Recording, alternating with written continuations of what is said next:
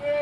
चार खवाज चार ॼणदासीं न तव्हांजो ॾूघा मथां पंजाबी पठान छह पढ़नि सां जेको आहे लख जे तादाद में अचो था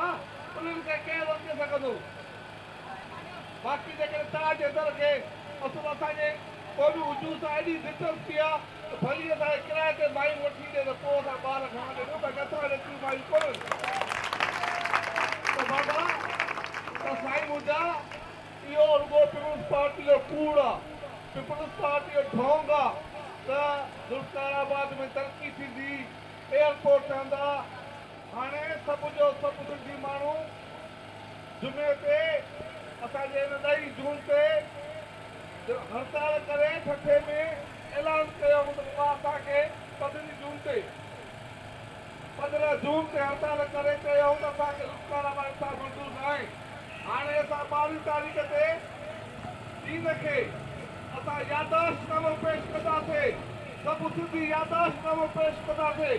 बाबा तूं हिते पहिरियां पैसा नथी राख गुआदर में ॾींहं पहिरियां पैसा थी रहिया गैरतमंद बलोचनि उतां चीनुनि खे कढी छॾियो हाणे चीन जी अखि असांजी साहेड़ी पटी ते आहे घर जे कोयले ते आहे हाणे छाकाणि त चीन सम्झे थो पंजाबी सम्झनि था त सिंधी माण्हू बाबा उहे छॾो छॾनि उहे कुझु न करे सघंदा पर खेनि पक हुजे असां जॾहिं कराची में हिकिड़े रोड ते जेको आहे 30 लख माण्हू गॾु थी सघूं था त असां जॾहिं चाहियूं जेकॾहिं सिंधी चाहियूं त करोड़े माण्हू गॾु थी करे पंहिंजे वतन जी मालिकी करे सघूं था इन करे असां कमज़ोर न आहियूं पर असां मोह वतन माण्हू आहियूं असां सिंध परस्त माण्हू आहियूं सिंध सां मोहबत करण माण्हू आहियूं असां तरक़ी जे नाले में पंहिंजो क़ौमी वजूद जे मुस्तक़बिल सां खेॾण न ॾींदासीं इन करे असां सम्झूं था पिया त ज़ुल्फिकाराबाद रिथा रुॻो ठठे वारनि जे ख़िलाफ़ न आहे असां सॼी सिंध जे ख़िलाफ़ आहे इहा रिथा जेकॾहिं 6 करोड़ माण्हू ॿाहिरियां थी विया जीअं फलस्तीन आहे अॼु फलस्तीन में यहूदी पंहिंजो अलॻि मुल्क ठाहे वेठा आहिनि उते बीहे थो यहूदी आया फलस्तीन खां ज़मीन वठंदा हुया ज़मीन वठंदे आख़िर में चवंदो तव्हां निकिरो हिन मुल्क मां ज़मीन असांजी आहे मालिक असां आहियूं ऐं फलस्तीन पंहिंजे मुल्क मां दरबदर थियो असां बि ईअं ई दरबदर थींदासीं उन करे जेकॾहिं तव्हां चाहियो था जेकॾहिं सिंधी चाहिनि था त पंहिंजे मुल्क जा पंहिंजी सिंध जा असां पाण वारस हुजूं पंहिंजे सिंध जा पाण मालिक हुजूं हिते रुॻो सिंधी हुजनि असांखे रिथा जे ख़िलाफ़ जदोजहद करणी पवंदी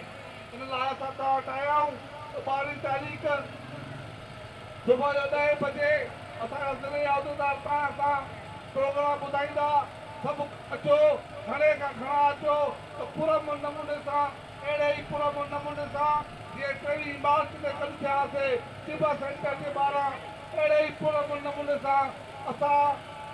चीनी सफ़ारतखाने जे ॿाहिरां गॾु थी हुनखे 2 अखर लिखी ॾींदासीं त बाबा पंहिंजा हिते पैसा न थींदा सुभाणे जेकॾहिं हिते अरबनि रुपया तो थींदा ऐं सिंधी माण्हू उते चीनियुनि जी दाख़िला बंदि करे छॾी असां मयार न आहियूं इन करे इहा दावत खणी तव्हां वटि आया आहियूं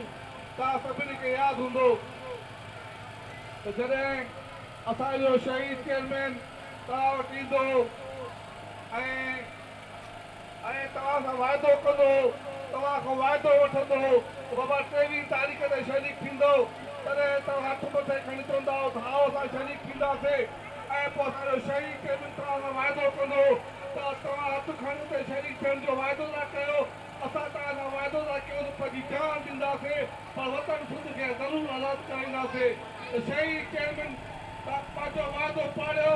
ऐं जान ॾिनी अॼु असां वतां खां जेको आहे वाइदो था वठूं 12 तारीख़ ते हथ मथे खणी जेको आहे असांजे दोस्तनि खे असांजे अॻवाननि खे यकीन ॾियारायो त तव्हां 12 तारीख़ ते चीनी सफ़ारतखाने ॿाहिरां गॾु थींदो असां बि तव्हांजे खयल हथनि जो जिन हथनि असांखे वेझा कयो आहे जिन हथनि असांखे इतमाद कयो आहे तव्हांखे यकीन था ॾियारायूं त पंहिंजे शहीद चेयरमैन खे पंहिंजे वतन खे आज़ादु कराईंदासीं या पंहिंजे वतन खे आज़ादु कराईंदासीं या सिंध जेको आहे पंहिंजे शहीद चेयरमैन सुठनि में निकिरंदासीं पंहिंजी हुजत